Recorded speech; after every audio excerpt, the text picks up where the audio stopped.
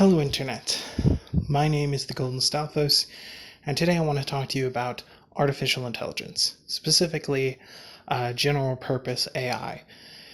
Now, before we get into this, let me just add a few disclaimers. One, I'm not an expert in AI. I do have a coding background, and I do understand how to make some level of AI, not like the high level shit, but I've written some things. But I'm by no means an expert, and nothing I say in this video is going to be like the definitive information. So this is mostly just me saying how I feel about things and how I think about things, and not necessarily how things truly are. If you are not an expert, you may be surprised to know that artificial intelligence is a bit complicated, and you could end up spending an entire degree course just trying to learn AI. And so even if I was an expert, it wouldn't be possible to disclose everything in one video, or even one series of videos. I mean, let's be honest here. However, if you are a non-expert who's looking to learn more about AI, there are a lot of fantastic resources on the internet. There are also a lot of fantastic books. As far as YouTube channels go, there's a couple of videos on CGB Gray's channel and a bunch of videos on the Computer File channel. And, if you just go to the YouTube search bar and search in "what is AI," you'll find a bunch of stuff. So, yeah. All right, all that out of the way. What is a general purpose AI, and why am I talking about it? Okay, so in theory, because none has been made yet, and it might not be possible to make, which I'm going to get into, a general purpose AI would be an artificial intelligence that is smart enough to improve its own code, teach itself how to do things, and, basically it could learn to do any task because it could add information to itself in order to learn how to do something. So there are a couple of limitations on this, right? For example, maybe the code is capable of endlessly evolving to the point of, being maximally efficient, but it still has to run on hardware, so it's limited by that, right? Like, the human brain is a general purpose intelligence. We can gain information, we can delete information, we can change the way we think about things, but there's an upper limit to what we can do with our brains because they are brains. Similarly, an AI that's just sitting on a single computer with a 4 gigahertz processor isn't going to be able to do that much. It's not going to take over the world. And actually, most of the fears about general purpose AI isn't that they'll, intentionally take over the world. It's just that they'll not understand how to avoid taking over the world or not care. So for example, if you built an AI whose goal was to make it so that no one on Earth ever has to go hungry, right? Solve world hunger.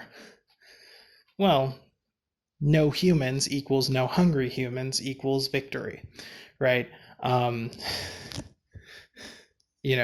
Or even more basically, like if you wanted a robot whose sole purpose is make a system that grows as much corn as possible, right? And and they want to grow corn, so they clear land to grow corn, and they make special formulated soil to grow corn, and etc. But they clear all of the land to grow corn, right? They cause a complete ecological disaster because now everything is just corn everywhere forever, right? Or even more basically than that, you have a robot who wants to who wants to obtain items from Amazon, let's say stamps. By the way, I am stealing this particular idea from a computer file video. But anyway, if you wanted a robot that, or an AI rather, that would just, find the optimal way to buy as many stamps as possible,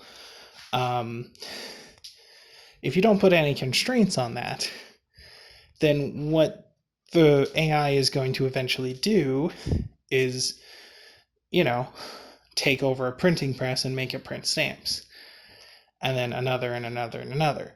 And then when it runs out of printing presses, it'll build new ones. And it'll have to take over other manufacturing stuff to do that. And eventually, all of the machines on Earth that we rely on for everything will be replaced by stamp printers. And, and the humans will be trying to dismantle the stamp printers, and they'll be getting in the way of creating the most stamps. And so the artificial intelligence will say, kill the humans because they're getting in the way of our stamps. And, the end of the world as we know it. But there's a couple problems with these kinds of thought experiments. One, they presuppose that a general AI can and will exist without any limitations on itself, which is weird. Like, everything's gonna have limitations. But beyond that, it presupposes that a general purpose intelligence wouldn't be smart enough to not take something to the absolute extreme, or that the person programming it wouldn't be smart enough to set, specific parameters around the objective. Like, there is a point at which you don't need any more stamps, so you would just tell it to only run up to that point, And this, of course, also presupposes that a general purpose AI wouldn't, at some point along the way, if it can rewrite it, if it can obtain knowledge and rewrite its own code, how can we know that at some point along the way it won't change its goal to be something other than collecting stamps? And if we know that it can't change its goal, then shouldn't we give it, a large list of goals that ensure it can't go off the deep end? Like, make sure that many humans are alive, make sure that those humans are able to pursue their own freedom, things like that, alongside whatever its actual goals are,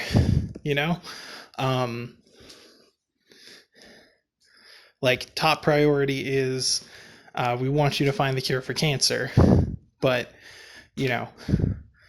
there are certain things you can't do while finding the cure for cancer. Like, you can't kill people, and you can't lock people up, and you can't take away people's intelligence, right? And so why would those parameters not be set? Like, it just makes no sense to think that the code would just magically have, someone would just stupidly put in, oh yeah, make a sandwich, without explaining what the fuck a sandwich is, or how it's made, or what kind of things are not involved in making a sandwich, And I mean, like, yeah, sure, it's general purpose. It can learn all that stuff on its own, in theory, but, like, you would still give it some basic building blocks. Like, if you're with a child who has never made their own sandwich before, you don't just say, hey, go look it up. Because, I mean, they could. You could learn how to make a sandwich for the first time just by looking it up, but what you would actually do is you would teach them how to do it. And then from there, they can build on that knowledge, right? So to me, the idea of an AI going off the deep end just because in theory it could if we were really, really stupid about how we handle it, I don't know. It doesn't seem likely. Um, you know, but hey, that's just me. Um, but another thing that's rarely, if ever, addressed with this is how would that AI come to be, right? Because obviously a human being would have to program it or would have to create a program that could create it, you know? Um, and at present, nobody has any ideas or plans on how to actually do that. I mean, there's not even like an idea on how we might go about it, right? Because, well, there's a lot of limitations and challenges. I mean, first of all, regular AI is built, for a specific task, and it's typically built by, AI that creates code and then uh, deletes all the stuff that doesn't pass the tests, and then uses that to create new code and then deletes all the stuff that doesn't pass the test, and etc. Um, until we get something that's like, we don't know how it works, but it's really, really good at what it does, so cool. But the thing is, if you take an AI that was built that way and is really, really good at understanding, you know, at looking at a photo and recognizing a chair, and then you ask that AI, hey, point out all of the umbrellas in the image. It can't do it. That AI was built for chairs. It understands chairs, and that's all it understands. And a general purpose AI would be very, very different from this. So different that we don't even know how to go about it, right? I mean, for one thing, you would have to build in basic knowledge of all of the things you want it to be able to do at launch, right? Which would require basically just, downloading dictionaries and Wikipedia and tons and tons of data just shoved into your data banks. And then on top of that, you would have to create algorithms that make use of that information in meaningful ways, and algorithms that can distinguish between meaningful use of information and meaningless use of information. And you would have to create algorithms on top of that, which processes whether or not this information is relevant to your goal, and you would have to create processes that, there's so many things, right? And it's worth noting that the AI, a general purpose AI, one of its key characteristics is that it can rewrite its own code, which we have no idea how to do.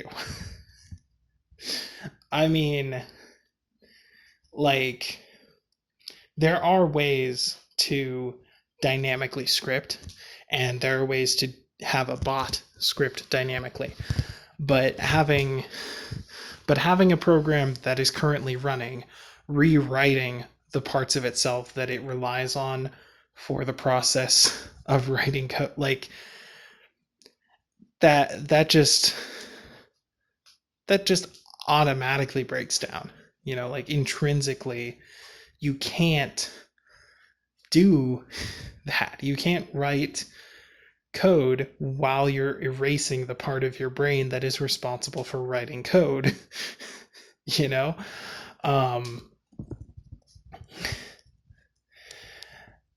I mean, there might be some ways around that. In theory, it could create a new section of code and then create new rules that reroute it to that section and then delete the old section and so forth. But it would have to know how to do that. Um, you know, and that would be a much more difficult process, because then you'd have to, redo all of the calls to location and everything. Um, Now, of course, I understand that a bot could theoretically write code, thousands of times faster than a human, and therefore these things that, are time related obstacles for me wouldn't be for it, but still. There's also, as I mentioned before, the limitation of hardware. Even if we could program this thing, which we currently don't really know how to do, where would we program it onto? Because even the world's best supercomputer has an upper limit to its computational ability. And once the code has maxed out that computational ability, it can't get any further. And also, one thing on this is, if the program can constantly iterate on itself, it can be like, oh, I'm smarter now, so I recognize a better way to do this. And then it rewrites, and then it's like, oh, I'm smarter now, so I know a better way to do this. And it rewrites. How does that not end up in a feedback loop until it reaches the limit of its hardware, right? And the thing is, if it is doing that, then it's not solving its objective. So there has to be some point at which the computer is just like, all right, I'm good enough to do my objective. Let's just do that for now, because otherwise it would just get caught in a feedback loop. And every developer who's been through an intro course knows that you don't build in feedback loops. You got to make sure there's loop breaks somewhere, And, if you're building a general purpose AI, then of course you're going to build in a mechanism that breaks the loop, because there's no point in endlessly repeating the loop. And the AI should be smart enough to understand that as long as it is improving itself, it is not completing the objective. And therefore, it has to stop at some point, right? At the point where it has decided, I am now capable of doing this task as efficiently as necessary, right? Then it just goes off and does it, as opposed to, not. Does that make any sense? Because to me, the idea that the robot would just, endlessly advance, it's kind of like a no limits fallacy, where is the, or a slippery slope fallacy, like where is the line, where does it end? And probably somewhere. Probably the robot is smart enough, after a certain point to realize that, oh, I'm just getting very diminishing returns at this point, and also I'm not doing the thing I need to do, so let me just stop and do the thing I need to do, Probably at a certain point it hits that realization, and, you could program in that realization, but yeah.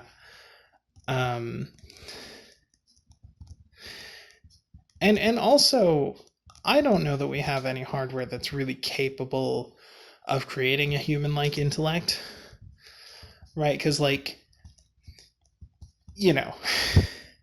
in terms of the amount of data that can be processed per second, you might think that, supercomputers are way ahead of our brains, but not necessarily. In terms of ones and zeros, sure. in those categories, sure, a supercomputer completely destroys what the human brain is capable of.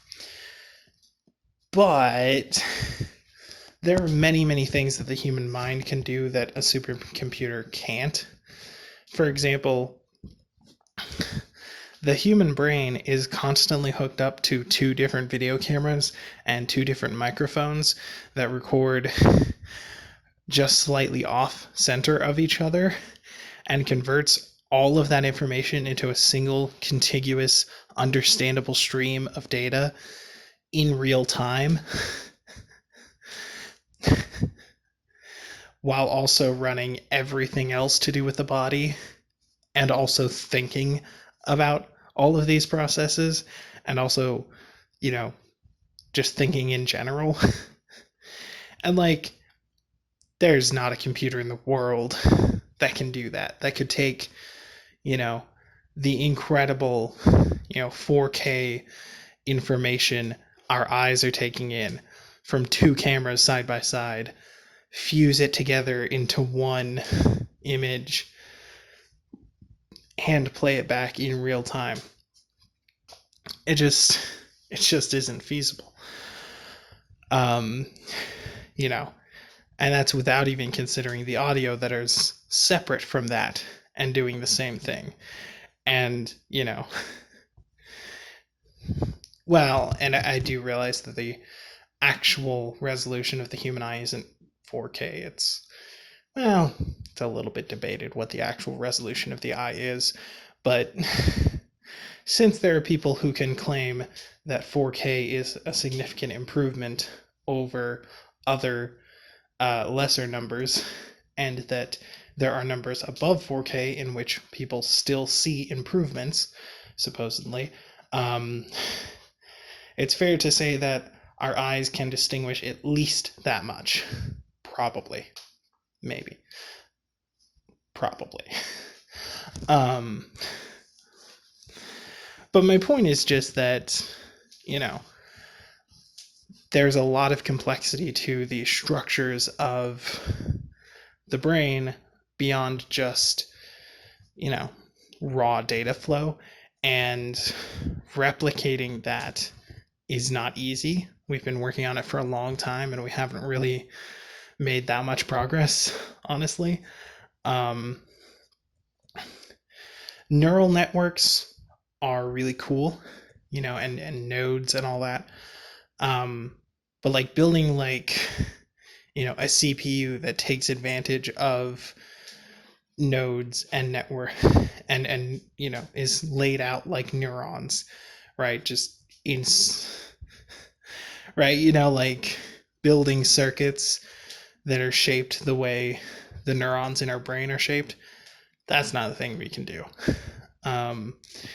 And it's probably not a thing we would want to do, really, because it's really complicated and probably not optimized, really. But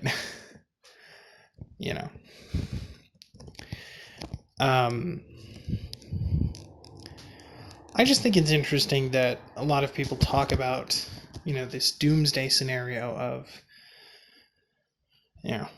this AI thing will be created and it will destroy the world and it will, but they don't think through all of the things that have to go wrong first. Like, first of all, in order for that to happen, you have to have an AI that was built so poorly it doesn't understand what it's doing, even as it acquires more knowledge than you can ever hope to, which is okay.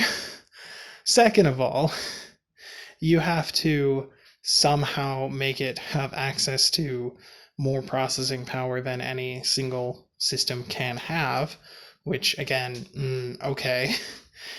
And you can say, oh, well, it doesn't need to process from just one place. It needs to have, the internet, and it can take over all the computers and it can do, shared processing. But shared processing doesn't work quite like that.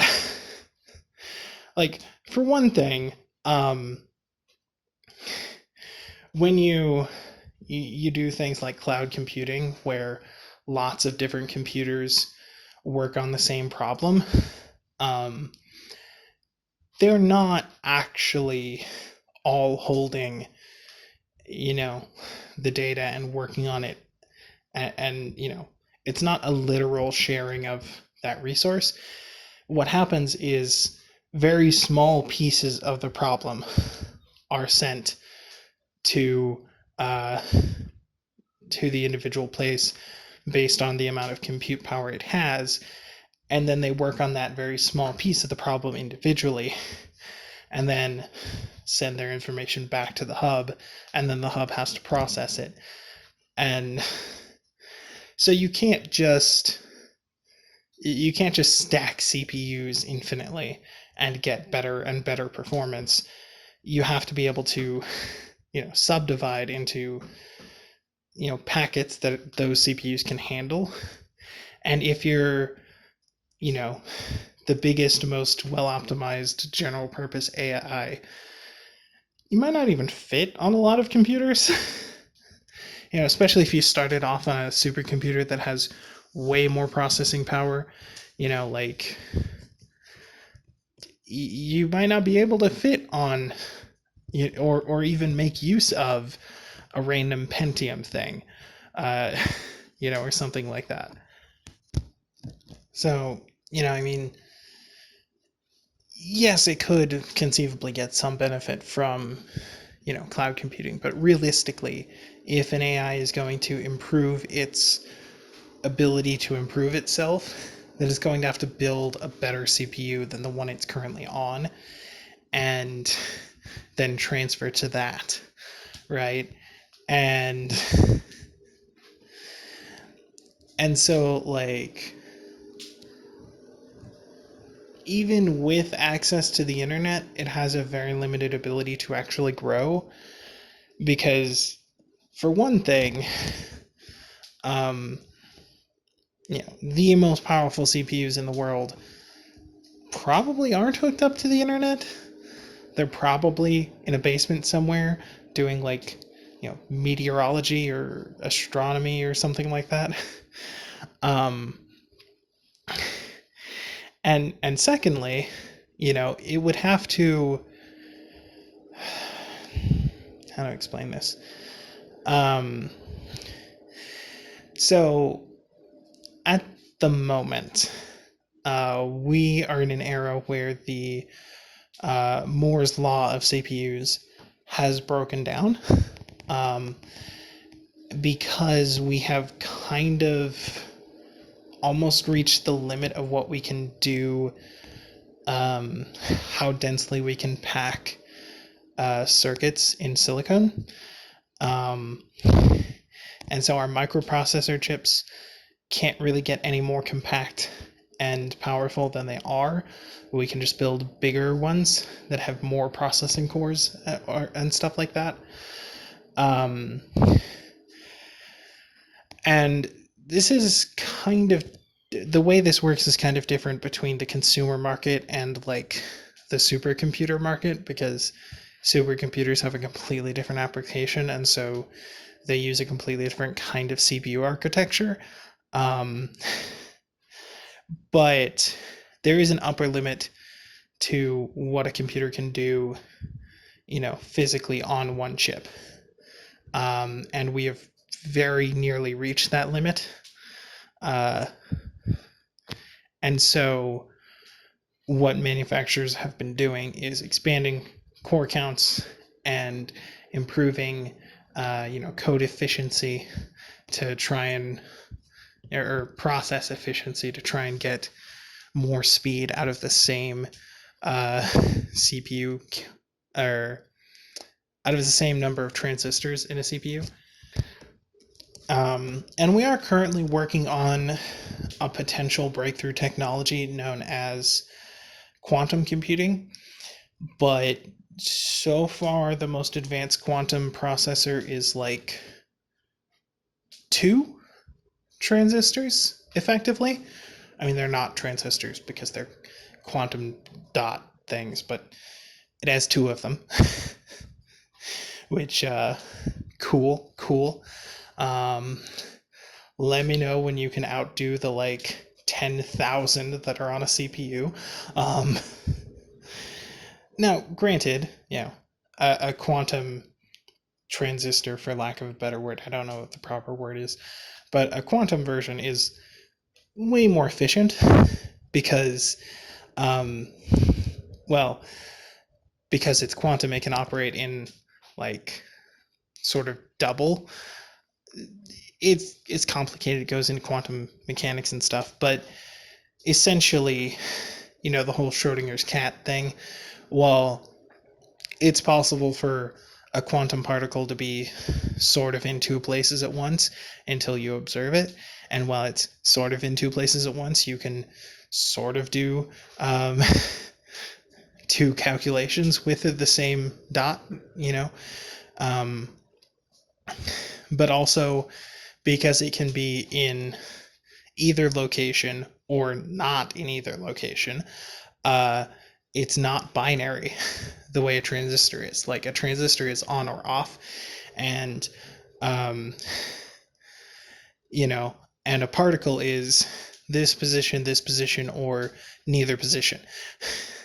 And so it can actually get, or both positions technically. So in theory, you could get up to quadrary, which would be vastly, vastly more efficient in terms of processing speed.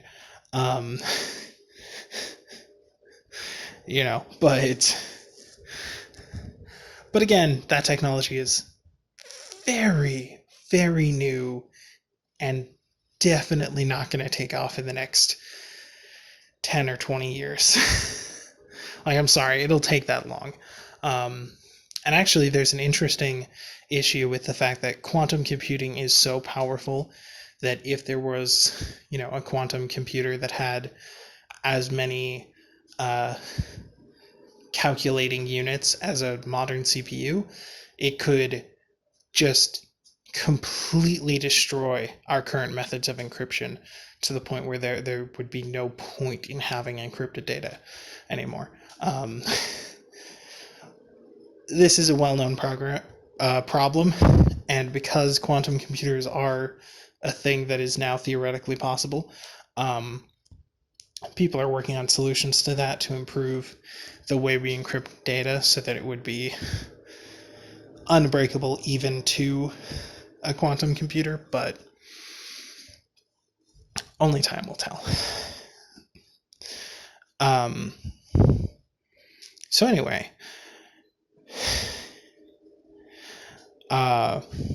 my thesis with this video, if a rambling video is allowed to have a thesis, is basically just that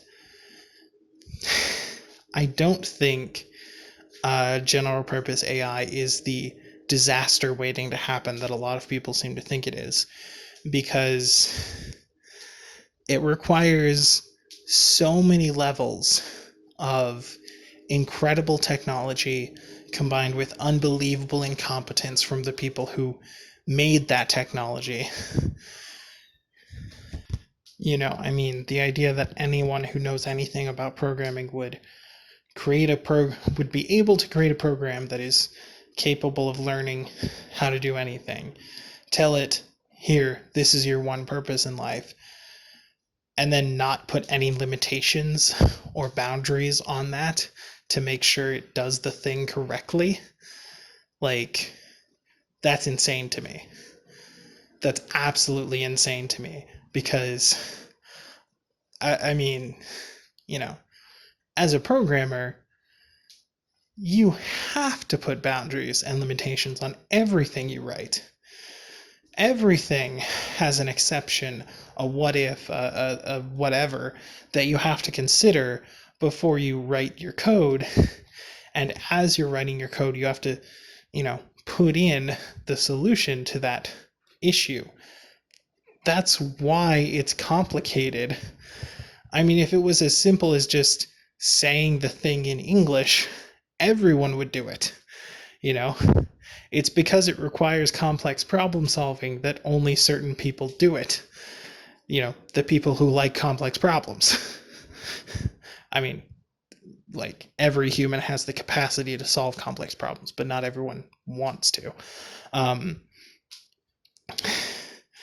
but my point is just that you know the idea that a person like that would just forget all of the information they've learned over the years and just herp a derp, I'll just give it an you know that's crazy to me.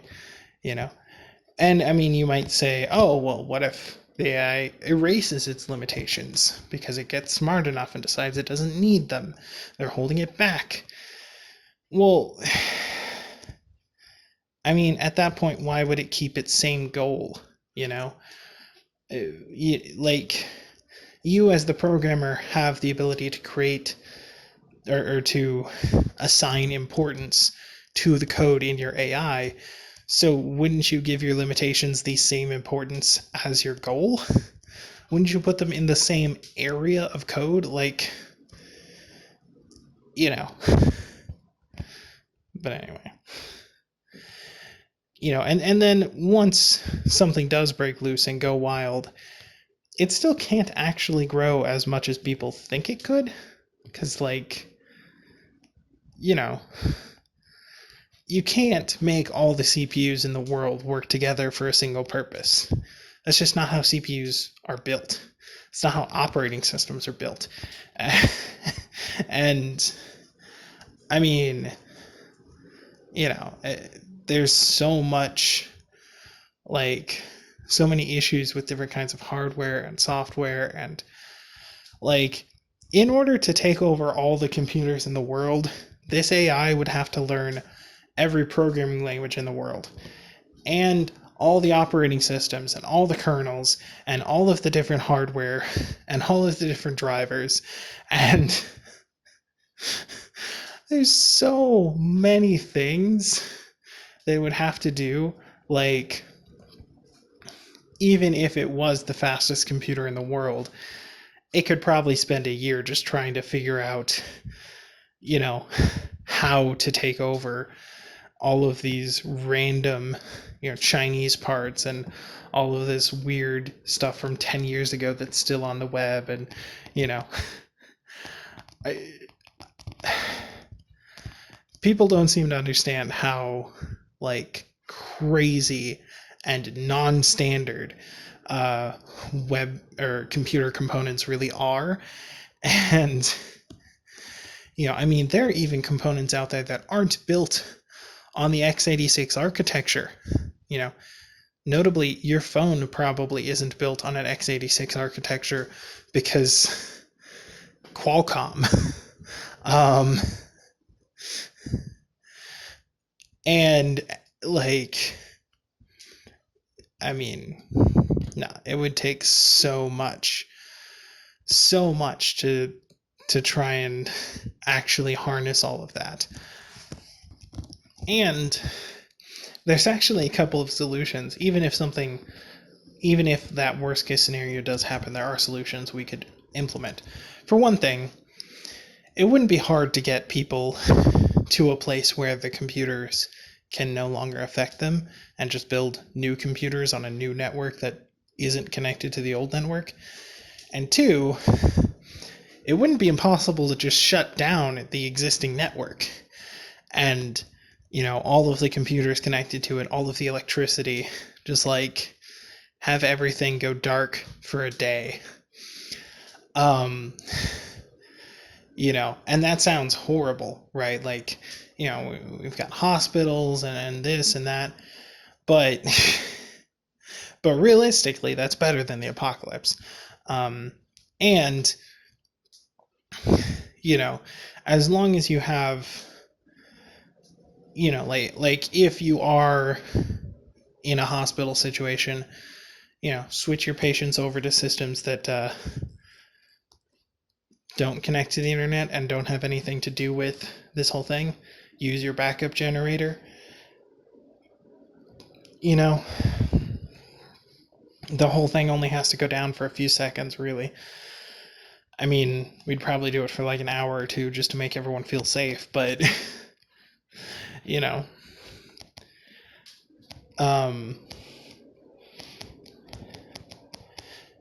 And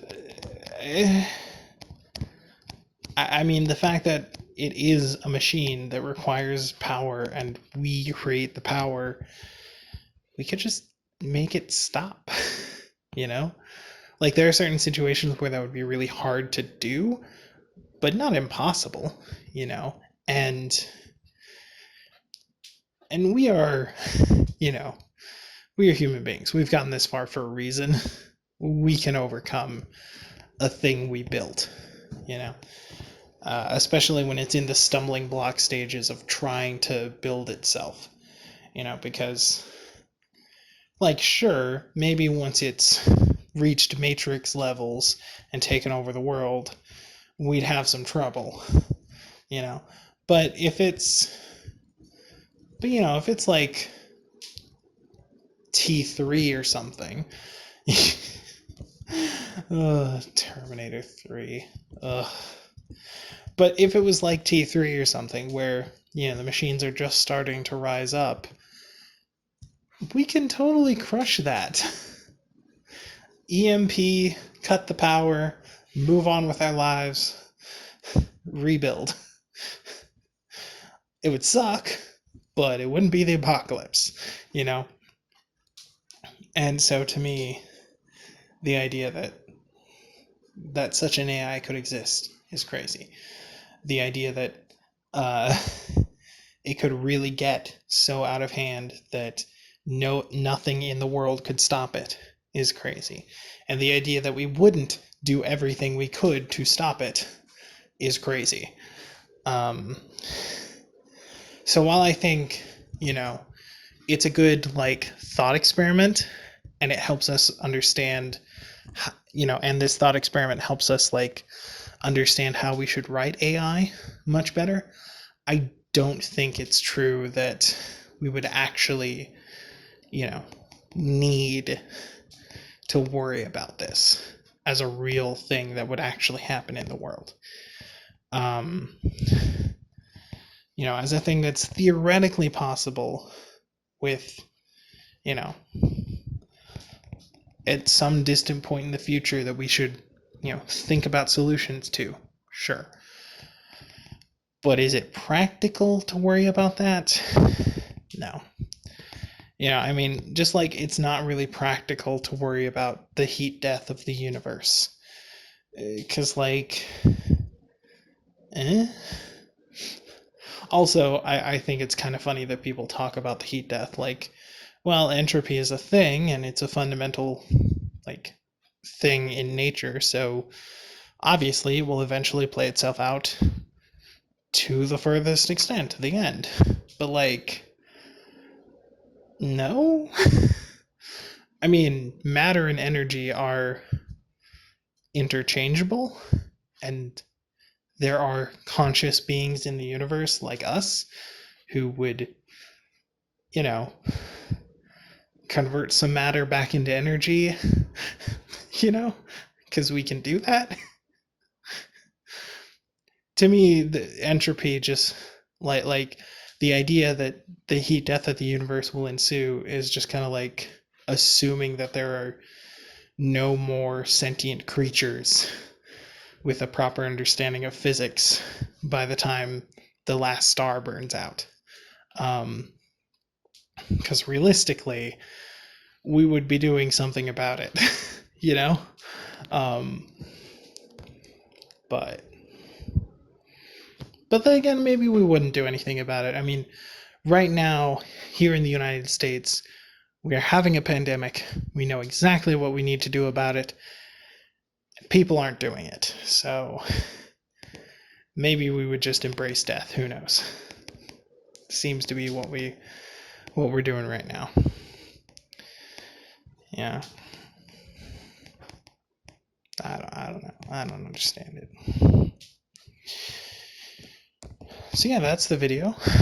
It's just, yeah, some of my opinions about a topic.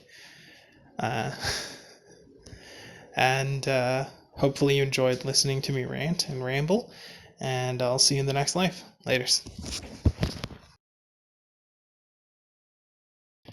Okay, end card time. I'm supposed to tell you to like, comment, subscribe, all that stupid YouTube shit. There's a bell thingy, whatever. I have all the social media stuff: Facebook, Twitter, Twitch, YouTube. Mostly I use Facebook and Twitter to tell you about my Twitch and YouTube uploads. I've got a Patreon, but Patreon is one of those things where people who can afford to throw away money give money to people who can't. And so if you can't afford to throw away money, then you shouldn't be doing that. And if you can afford to throw away money, consider charities. There's a pandemic, there's global warming, there's millions of people in the world who don't have toilets, which is just awful. So I've linked a few charities in the description down below in case you're interested in that. And if you can't donate money to a charity, consider donating some of your time, because that's also very useful. And yeah, thanks for watching. Bye.